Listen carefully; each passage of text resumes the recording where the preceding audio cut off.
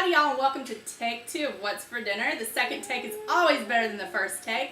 Actually, the first one was pretty juicy, but we'll save that for outtakes. Alright, so tonight we are doing beer can chicken. I learned the hard way that you don't want to pour your beer directly in the beer can holder. But you do want to dump out a little bit of your liquid, and you can use any liquid, and it can be any size. So because the beer can holder is stable, you can get any size of can, even these skinny Michelob Ultra ones, to go in the beer can holder, and then you prop your chicken up directly on it. Alright, so we're going to prop our chicken onto our beer can. I have some seasoning here.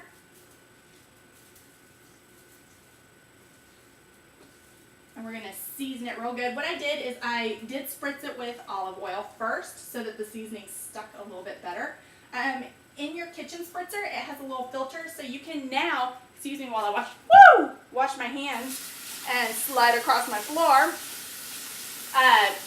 You can put some garlic in there, you can put some herbs in there, and it's not going to clog up the spritzer, which is awesome. So you can take any of your favorite herb and spice and throw it in there. Alright, I'm making a huge mess. So, what I was showing you earlier is with your corn on the cob, I have a little bit of butter, and I have my pastry brush.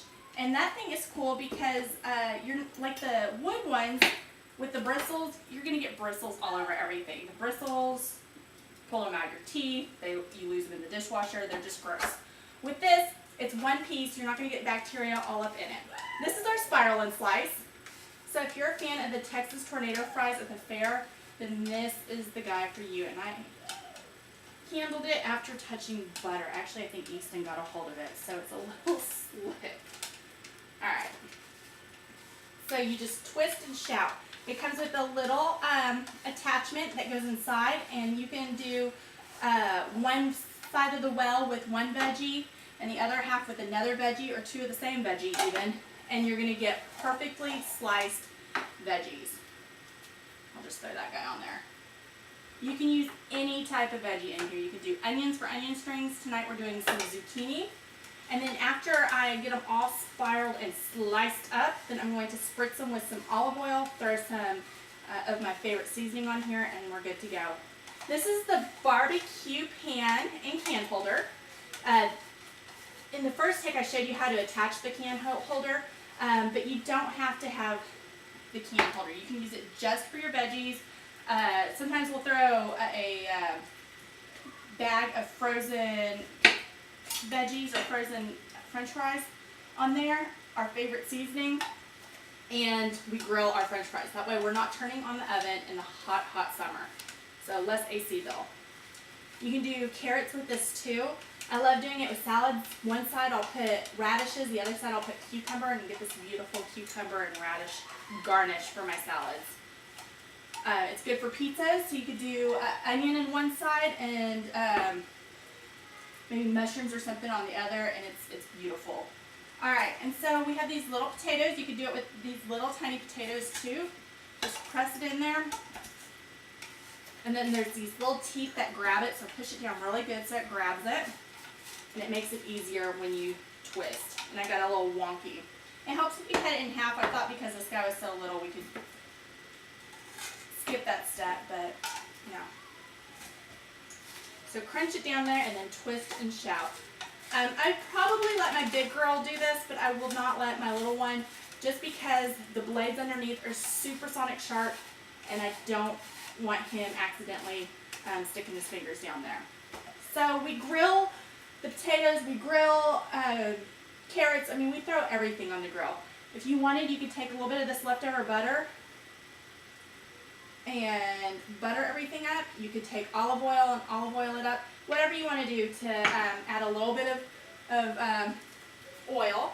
And then my favorite spice right now, I don't know that it goes necessarily with this, but I love it so much that I'm going to anyway. It's the smoky applewood rub, and I've been putting it on everything. I'm addicted right now, as much as to anything garlic. My old roommate Kelly can tell you that I go through spice phases, and right now the smoky applewood rub is my spice phase. I went through a rosemary phase. Everything had rosemary. Everything. Things that don't have rosemary normally, I put rosemary on. I put rosemary on everything. I'm always going through a garlic phase, so there's always garlic. Alright, so, do you like the spiral and slice? It's brand new. Alright, book a show with me right now. My September is almost full, but I want to bring one of these to your show and give it to you. So book with me now, fill out my calendar, and it's all yours. I have about 4 dates left, so hurry, they're going fast. I have a couple of catalog shows left, so that's an option too, but this is for cooking shows. If you book a catalog show with me, I'll hook you up with something cool too. pamperchef.biz/eFenter.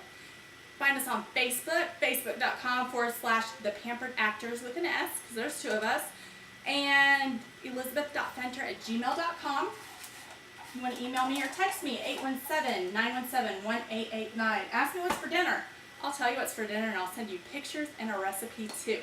I will see you next time. Thank you for joining us. Sorry it was so short. I'm going to throw this on the grill, some indirect heat until it is cooked all the way through. When grilling, I do check the thermometer. The best guide is the Deep Covered Baker, Cooking in Your Deep Covered Baker cookbook. It will have a temperature guide in the back. So that's not just for the Deep Covered Baker. This is how hot you want all of your meat. And for chicken, I want to say it's 165. 165.